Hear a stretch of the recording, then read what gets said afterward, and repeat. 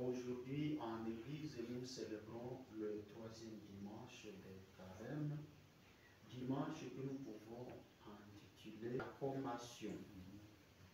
D'autres pourraient dire transfiguration de Moïse, c'est chacun qui peut qualifier comme il veut. Notre méditation de ce jour va s'attarder surtout à la première lecture et à l'Évangile. Et à la fin de la première lecture, Dieu dira à Moïse, j'ai vu la misère de mon peuple. J'ai attendu leur cri de souffrance. Moïse, lève-toi et va. Et dans l'évangile, Jésus nous dira, ne surchargez pas par des accusations ceux qui souffrent déjà. Qu'il y ait des catastrophes, qu'il y ait des gens qui meurent, ainsi de suite. N'ajoutez pas à cette souffrance en disant que ces gens sont coupables. Frères et sœurs, au début de cette célébration, nous allons demander pardon à Dieu pour toutes les fois que nous n'avons pas été compatissants avec nos frères et sœurs qui souffrent. Je confesse à Dieu Tout-Puissant. Que Dieu Tout-Puissant nous fasse miséricorde, qu'il nous pardonne nos péchés et nous conduise à la vie éternelle. Prions. Seigneur Dieu, source de toute bonté et de toute miséricorde, tu nous as montré comment guérir du péché par le jeûne, la prière et le partage. Accueille favorablement l'aveu de notre faiblesse. Et puisque nous prenons humblement conscience de nos fautes, que ta miséricorde nous relève sans cesse. Par Jésus-Christ, ton Fils, notre Seigneur et notre Dieu, qui règne avec toi dans l'unité du Saint-Esprit, maintenant et pour les siècles des siècles. Amen. Première lecture. Le Dieu Sauveur se révèle à Moïse. Lecture du livre de l'Exode, chapitre 3, du 1er au 8e verset A, encore le 10e, puis du 13e au 15e verset. Moïse gardait les troupeaux de son beau-père Jéthro, prêtre de Madian. Il mena les troupeaux au-delà du désert et parvint à l'Horeb, la montagne de Dieu. L'ange du Seigneur lui apparut au milieu d'un feu qui sortait de buisson. Moïse regarda. Les buissons brûlés sont se consumés. Moïse se dit alors, je fais faire un détour pour voir cette chose extraordinaire. Pourquoi les buissons ne brûlent-ils pas? Le Seigneur vit qu'il avait fait un détour pour venir regarder, et Dieu l'appela du milieu du buisson. Moïse, Moïse, il dit, me voici. Dieu dit alors, n'approche pas d'ici, retire tes sandales, car le lieu que tu foules tes pieds est une terre sainte. Je suis le Dieu de ton père, Dieu d'Abraham, Dieu d'Isaac, Dieu de Jacob. Moïse se voila le visage, car il craignait de porter son regard sur Dieu. Le Seigneur dit à Moïse, j'ai vu, oui, j'ai vu la misère de mon peuple qui est en Égypte, et j'ai entendu ses cris sous les coups de chef des corvées. Oui, je connais ses souffrances. Je suis descendu pour les délivrer de la main des Égyptiens et les faire monter de cette terre vers une terre spacieuse et fertile, vers une terre ruisselante de lait et de miel, vers le pays de Canaan. Et maintenant, va, je t'envoie chez Pharaon. Tu feras sortir d'Égypte mon peuple, les fils d'Israël. Moïse répondit, j'irai donc trouver les fils d'Israël et je leur dirai, le Dieu de vos pères m'a envoyé vers vous. Ils vont me demander quel est son nom. Que leur répondrai-je? Dieu dit à Moïse, je suis celui qui suis. Tu parleras ainsi aux fils d'Israël. Celui qui m'a envoyé vers vous, c'est je suis. Dieu dit encore à Moïse, tu parleras ainsi aux fils d'Israël. Celui qui m'a envoyé vers vous, c'est Yahweh le Seigneur, le Dieu de vos pères, Dieu d'Abraham, d'Isaac et de Jacob. C'est là mon nom pour toujours.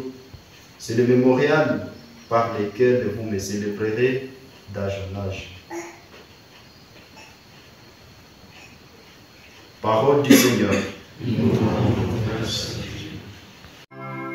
Bénis le Seigneur, ô mon âme, n'oublie aucun des ses bienfaits. Bénis le Seigneur, ô mon âme, n'oublie aucun de ses bienfaits. Bénis le Seigneur, mon âme, bénissons notre sang, tout mon être. Bénis le Seigneur, mon âme, n'oublions pas de ses bienfaits. Bénis le Seigneur, ô mon âme, n'oublions pas de ses bienfaits.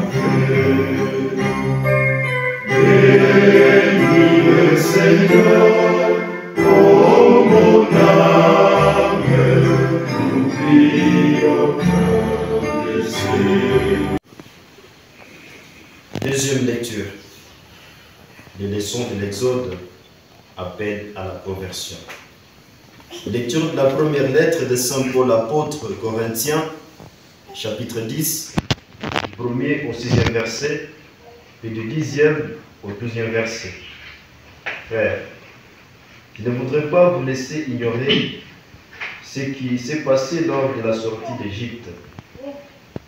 Nos ancêtres ont tous été sous la protection de la colonne de nuée et tous, ils ont passé la mer Rouge. Tous, ils ont été, pour ainsi dire, baptisés en Moïse dans la nuée et dans la mer. Tous, ils ont mangé la même nourriture qui était spirituelle. Tous, ils ont bu à la mer, à la même source qui était spirituelle, car ils buvaient à un rocher qui les accompagnait, et ces rochers, c'était déjà le Christ. Cependant, la plupart n'ont fait que de plaire à Dieu, et ils sont tombés au désert.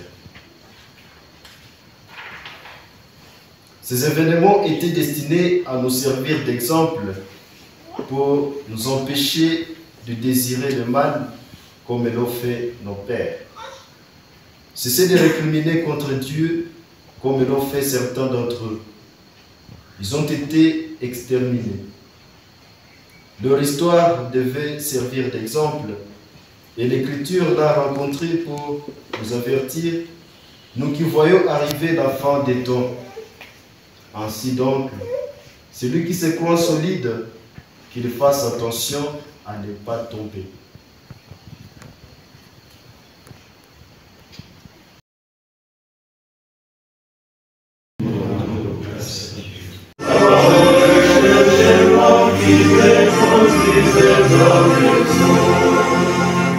Seigneur soit avec vous et avec votre esprit. Jésus-Christ, selon salut. Gloire à toi, Seigneur. Luc chapitre 13, les 9 premiers versets.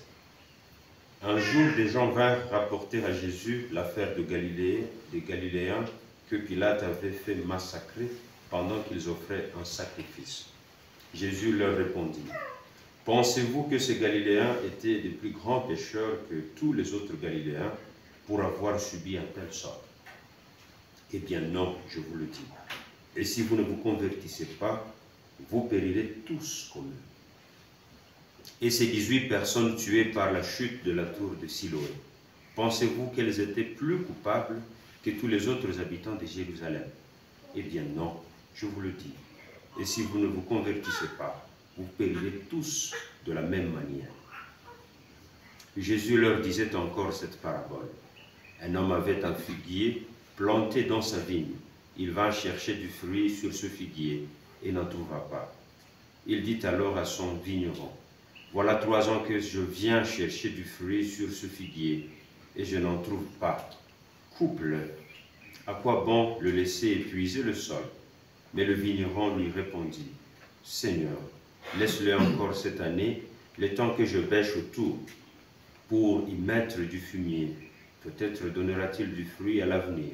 Sinon, tu le couperas. » Acclamons la parole de Dieu.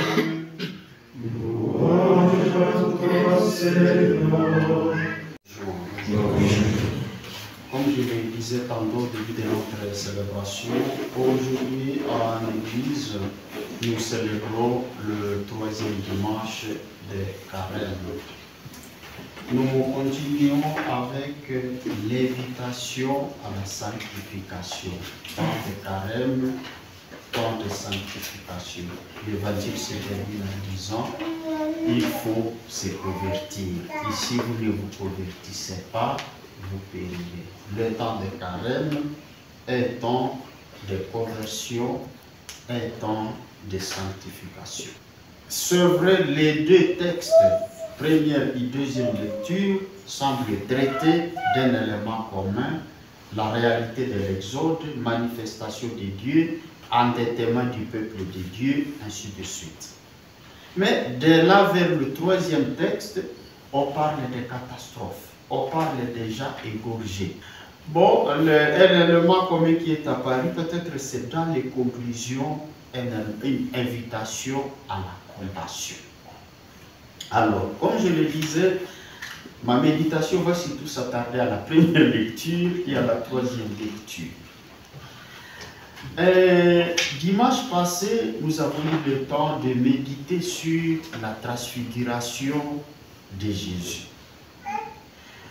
Avec la première lecture d'aujourd'hui, je serai tenté de parler de la transfiguration de Moïse.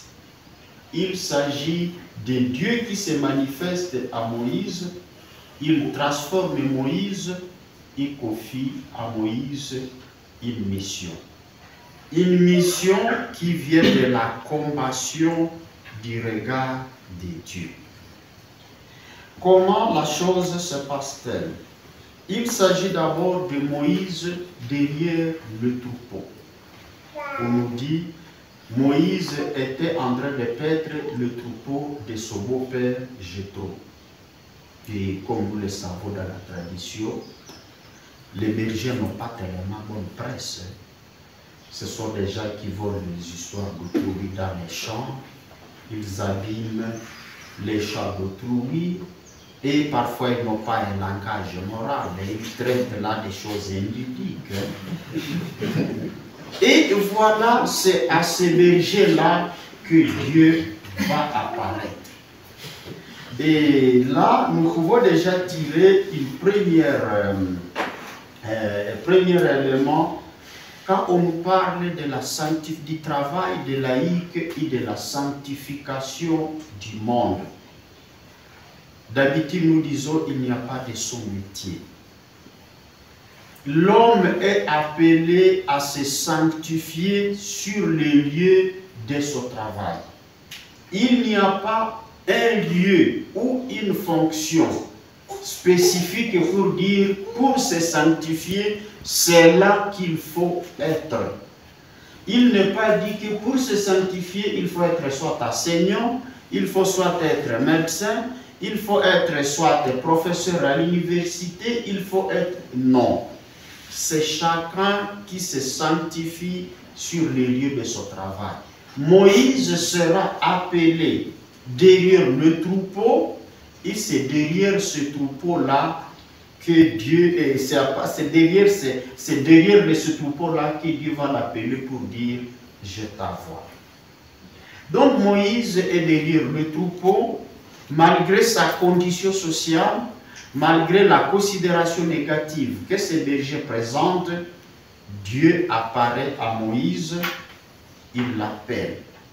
Le texte nous présente les signes de cette théophanie, de cette manifestation. Il y a un buisson qui brille sans se consumer. Il y a une voix qui sort du milieu du feu. Il y a un appel.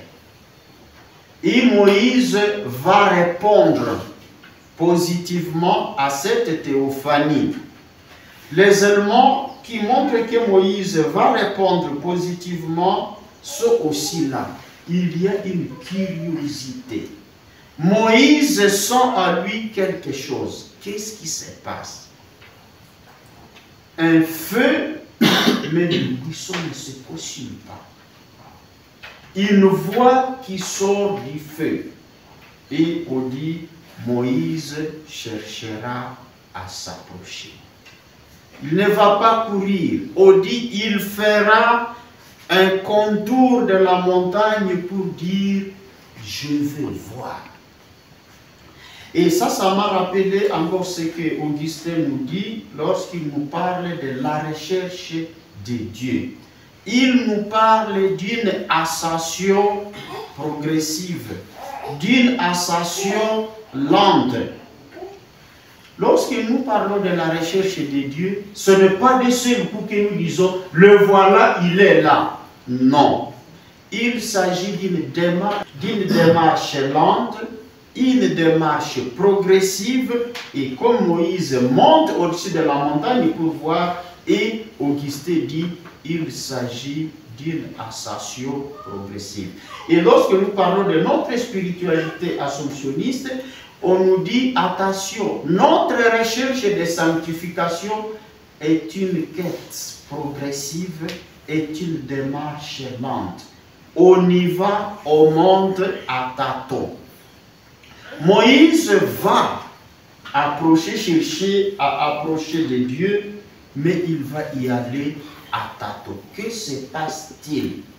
En lui, il y a donc quelque chose qui murmure. Donc Moïse s'avance vers Dieu, il est à la recherche de Dieu parce qu'il constate qu'il y a quelque chose qui se passe. Moïse, approchant de Dieu, sera soumis à un rituel, plutôt à un respect du principe cultuel. Il vient avec son état de berger, mais le texte nous dit Dieu va lui rappeler certaines choses. Tu veux t'approcher, sache que d'abord, les lieux sur lesquels tu te tiens, c'est des lieux saints. Dieu a sanctifié déjà la montagne et quiconque marche vers cette sainteté-là, vers ces lieux saints, est obligé effectivement aussi de s'adapter aux exigences liées à ces lieux saints. Alors, comme Augustin disait, l'oratoire ne servira à ce à quoi il est prévu. On n'entre pas n'importe comment dans une chapelle. Il y a des attitudes qui sont exigées pour tel ou tel autre endroit. Et on va voir ces éléments rituels que l'on va exiger à Moïse. On lui dira, retire tes sandales, voile-toi le visage, car le face-à-face, tu ne pourras pas voir Dieu face-à-face et rester en vie. Donc voilà quelques éléments que l'on va exiger à Moïse et qui vont nous rappeler certaines exigences pour nos dieux. Pour ceux qui ont été initiés, ceux qui ont reçu l'initiation des anciens, vous savez qu'on n'entre pas dans une forêt initiatique comme un circoncis. Il y a des exigences. Une personne initiée, c'est quelle attitude et quel comportement il doit prendre pour entrer dans une forêt initiatique. On n'entre pas dans une église, dans une chapelle, comme si on entrait dans un bar ou dans une terrasse. C'est un lieu saint. Il y a des attitudes, il y a un comportement. Dans le cas contraire, si on ne respecte pas ces attitudes, si on ne respecte pas, on sera traité de profane. Et on dira, vous avez profané le Dieu. Donc nous avons à faire attention, à chaque fois que nous allons à tel ou tel autre endroit, il faut savoir là où je vais, ce quoi, ce où et quelle attitude est-ce que je peux adopter. Il doit s'approcher, il doit répondre à des exigences rituelles. Et c'est dans ce contexte-là que Dieu se manifeste à Moïse. Il parle et il va donner à Moïse la mission. Lorsque Dieu s'adresse à Moïse, il va utiliser des textes, plutôt des verbes qu'il nous faut effectivement, qui renvoient à la compassion dont j'ai parlé au début. J'ai vu la souffrance de mon peuple. J'ai attendu le cri de mon peuple. Voilà les deux éléments qui vont faire que Dieu puisse appeler Moïse pour l'envoyer. Là, on pourra parler de l'importance du regard. Dieu, peut-être lui qui dit « j'ai vu, j'ai attendu », peut-être qu'il y en a d'autres qui passent et qui voient, ça ne leur dit rien. Et voilà que Jésus, et plutôt Dieu a vu, il a attendu et il s'est laissé saisir. Et c'est là où je disais dimanche de la compassion. avoir regardé le monde avec les yeux de Jésus, les yeux de Dieu. Être capable de voir et de partager la souffrance et la misère des autres. Ces deux verbes qui sont utilisés ici nous invitent à éviter l'indifférence à face de la souffrance. Lorsque nous passons au milieu des gens, il y a beaucoup de choses qui se passent. Est-ce que ces choses-là nous interpellent? Ces gens affamés, ces gens se déplacés de guerre, ces je ne sais pas quoi. Est-ce que nous avons des yeux pour voir cette misère-là? Est-ce que nous avons des oreilles pour entendre comme Dieu? Être compatissant, c'est cette capacité de voir, d'être sensible à la misère de l'autre et de voir comment venir en aide. Et c'est ce que Dieu va faire en envoyant Moïse. Tu vas, une mission qui n'est pas facile, tu vas sortir mon peuple de cette misère-là. Donc voilà, je disais dimanche, peut-être de la compassion.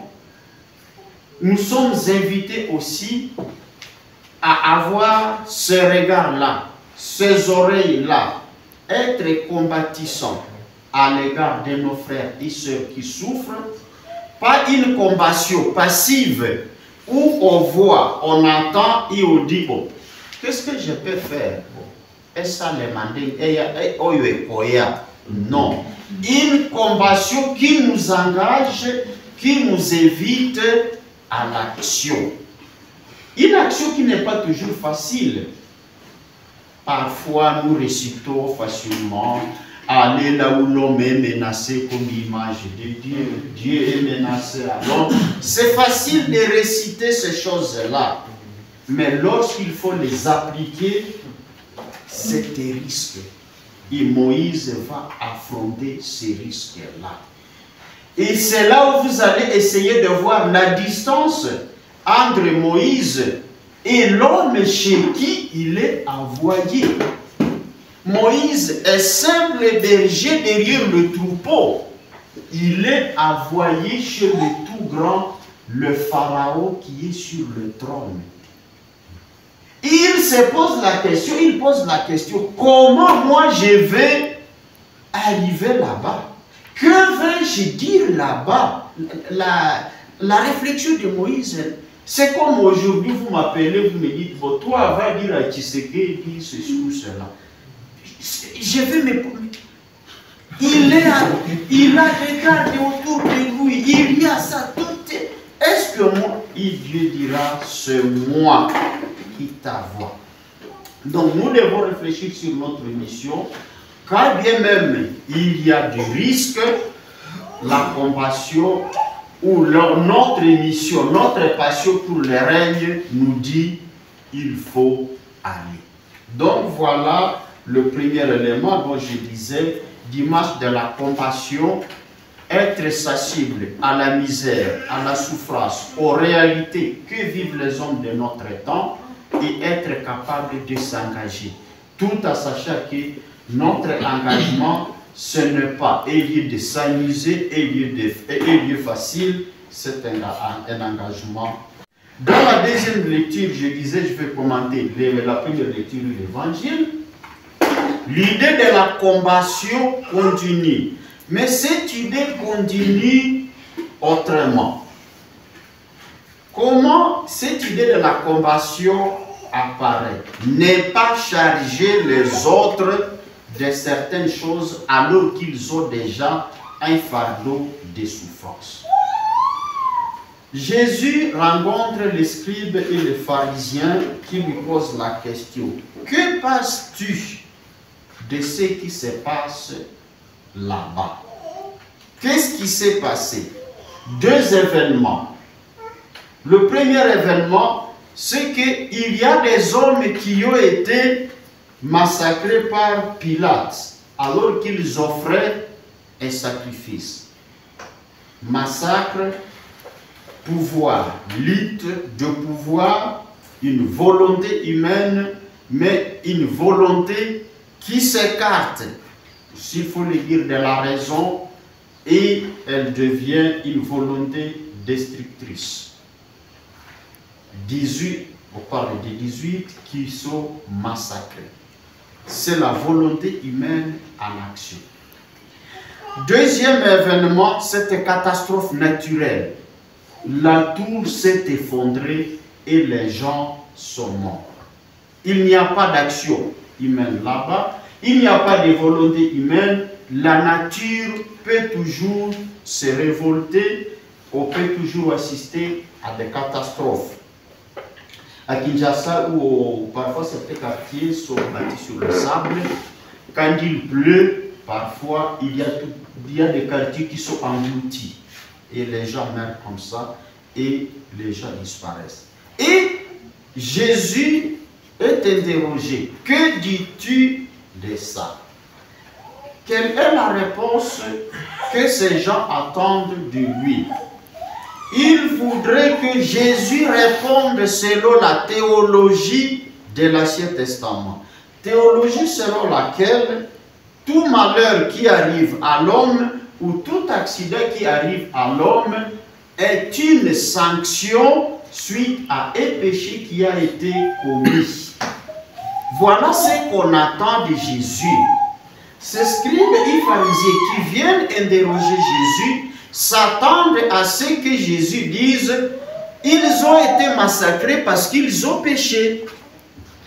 La tour est tombée sur eux parce qu'ils ont péché. » Et Jésus va annoncer la nouveauté de l'évangile. Ils n'ont pas péché. Ne les surchargez pas. Ils ont déjà vécu autre chose et vous voulez encore les surcharger.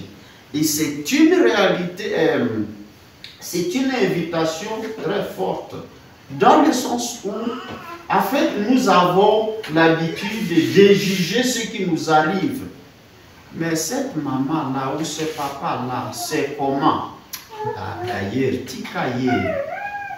D'ailleurs, il a fait ça. Il a fait ça. Moi, je crois que ce qu'il est en train de vivre, c'est la punition de Dieu. Et Jésus nous dit, attention, les gens qui souffrent, si vous me permettez la tautologie, ils souffrent déjà. Lorsque tu viens encore dire, tu souffres parce que tu as péché, c'est ce que Job avait refusé. Job avait dit, mais vous m'accusez de péché que moi je ne connais pas. Je ne connais pas exactement où est-ce que j'ai péché contre Dieu pour que je vive ce que je suis en train de vivre. Et ces accusations-là, nous les vivons encore aujourd'hui. Nous avons tendance à culpabiliser nos frères, certains frères et certaines sœurs qui traversent parfois des situations difficiles. Aujourd'hui, Jésus dit, écoutez, ne cherchez pas à culpabiliser ce genre-là, cependant, convertissez-vous.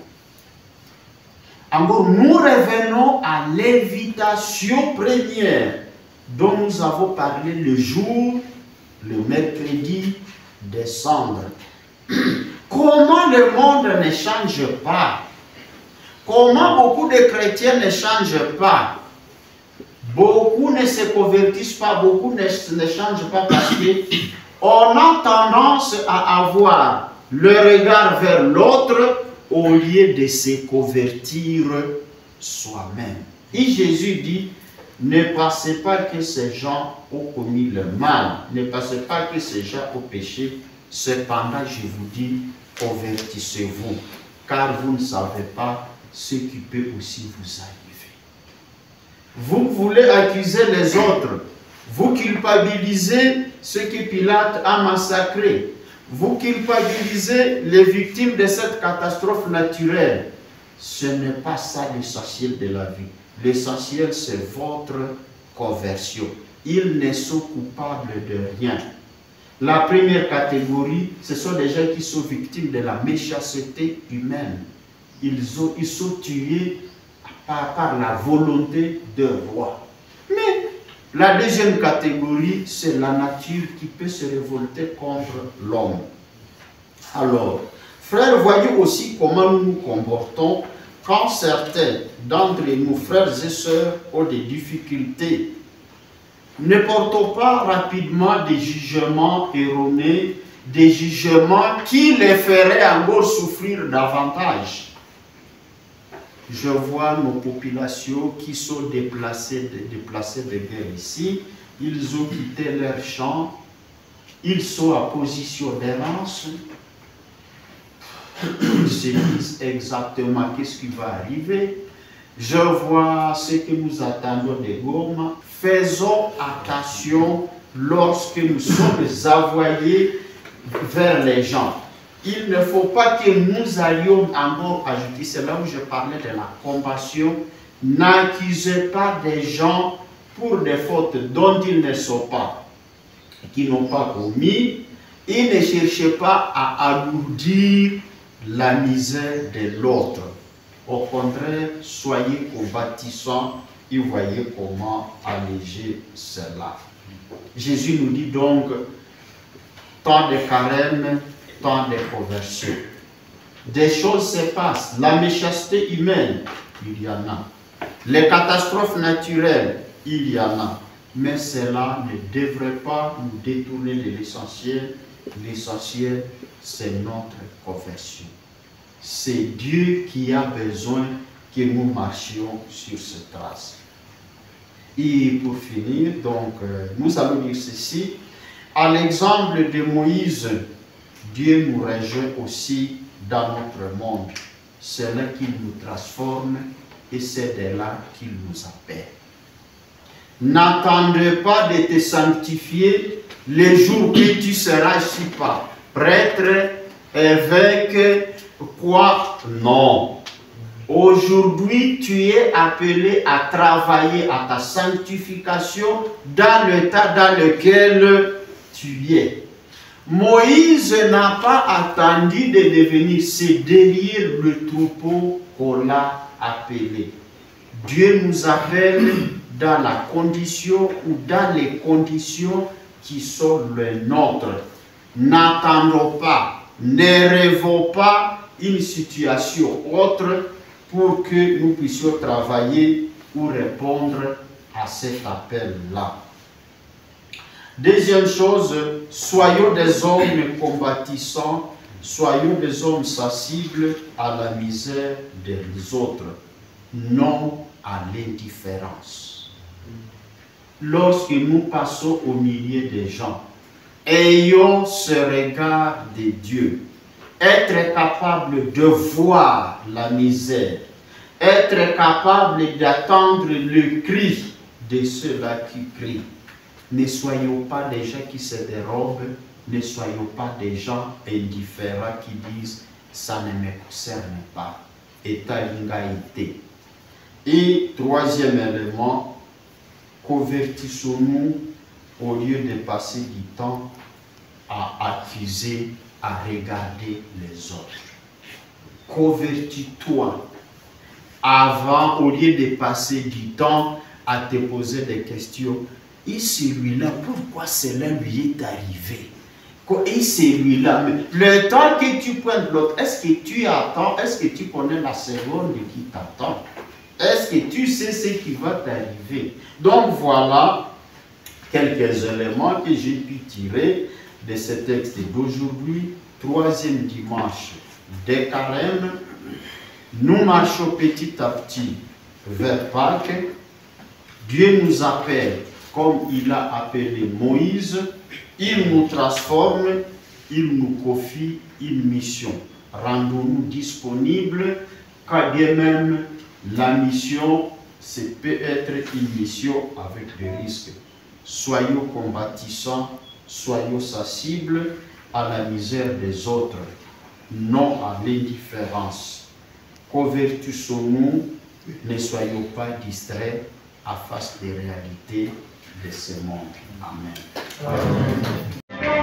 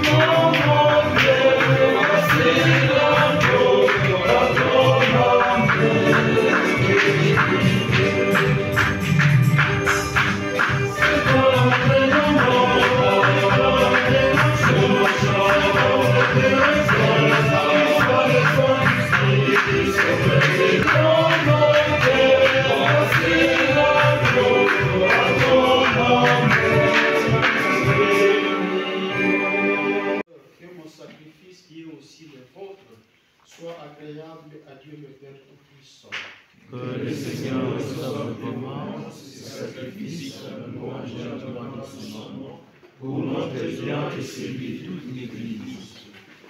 Par ces sacrifices, Seigneur de bonté, alors que nous implorons le pardon de nos fautes, accorde-nous d'avoir le cœur de pardonner ceux de nos frères. Par le Christ, notre Seigneur. Amen. Le Seigneur soit avec vous. Et avec votre esprit. Élevons notre cœur. Nous le donnons vers le Seigneur. Rendons grâce au Seigneur, notre Dieu. C'est là juste et bon. Vraiment, il est juste et il est beau pour ta gloire et notre. C'est pourquoi, avec les anges innombrables, d'une seule voix, nous célébrons ta louange en chantant d'une seule voix. Toi qui es vraiment saint, toi qui es la source de toute sainteté, Dieu notre Père, nous voici rassemblés devant toi. Et dans la communion de toute l'Église, nous célébrons le jour où le Christ est ressuscité d'entre les morts. Par lui que tu as élevé à ta droite, nous te prions. Sanctifie ces offrandes en répandant sur elles ton esprit, qu'elles deviennent pour nous le corps et le sang de Jésus, le Christ, notre Seigneur. Au moment d'être livré librement dans sa passion, il prit le pain. Il rendit grâce, il le rompit, il le donna à ses disciples en disant, prenez et mangez à tous, ceci est mon corps livré pour vous.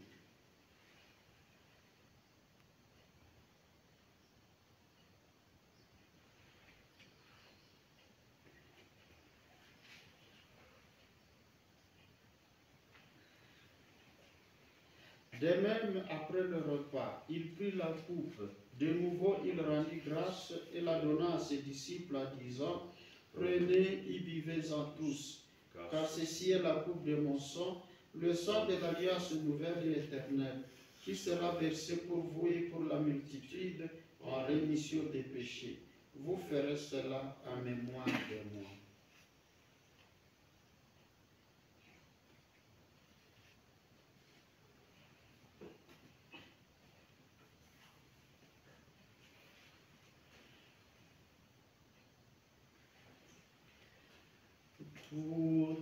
Tutangaze fumbo la imani. Kristu alikufa. Kristu alifufuka. Kristu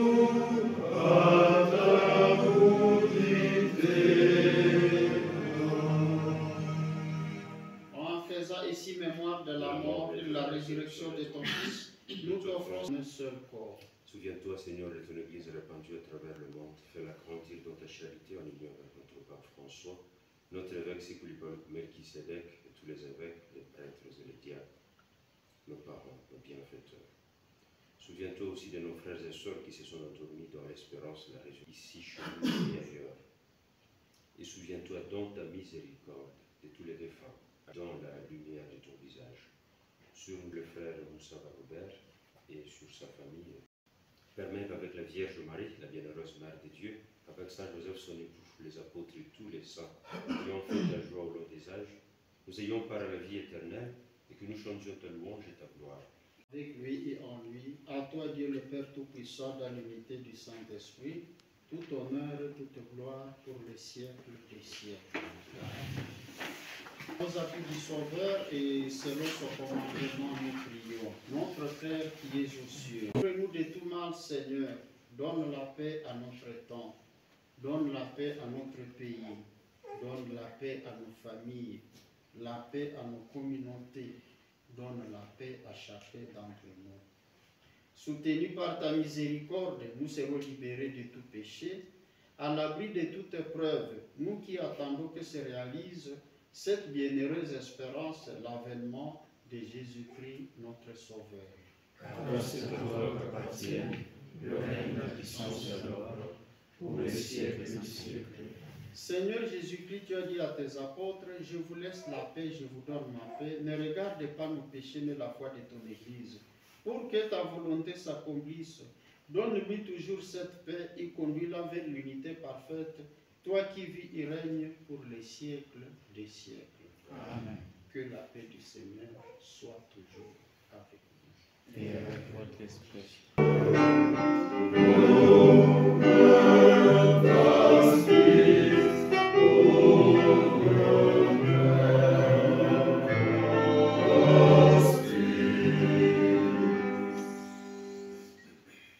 Heureux sommes-nous d'être invités au repas du Seigneur. Voici l'agneau de Dieu, celui qui enlève le péché du monde. Seigneur, je ne suis pas digne de te recevoir, mais dis seulement une parole et je serai guéri. Que le corps de Saint-Christ nous salue la vie éternelle. Amen. Toi le Tout-Puissant, clément tu t'abaisses, tu fais ta demeure à nous, Seigneur. Que toi que nous mangeons et toi que nous vivons, c'est ton corps et ton sang. Tu nous livres ton vie, tu nous ouvres ton cœur, tu fais ta demeure à nous, Seigneur. Avec donner ta vie, tu désires aujourd'hui reposer à nos cœurs. Brûler les charités, assoiffés d'éternel, tu fais ta demeure à nous, Seigneur. Prions encore le Seigneur. Nous avons reçu de toi, Seigneur, un avant-goût des mystères du ciel, et dès cette terre, nous sommes rassasiés par le pain venu d'en haut.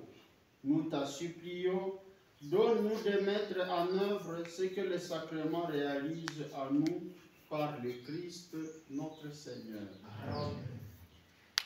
Dieu, dirige, Seigneur, le cœur de tes fidèles et dans ta bienveillance, donne à ceux qui te servent la grâce d'accomplir la plénitude de tes commandements en demeurant dans l'amour pour toi et pour le prochain par le Christ, notre Seigneur. Amen. Et que Dieu Tout-Puissant nous bénisse et nous garde, le Père, le Fils et le Saint-Esprit. Amen. Alors, nous demeurons dans la paix et l'amour du Christ.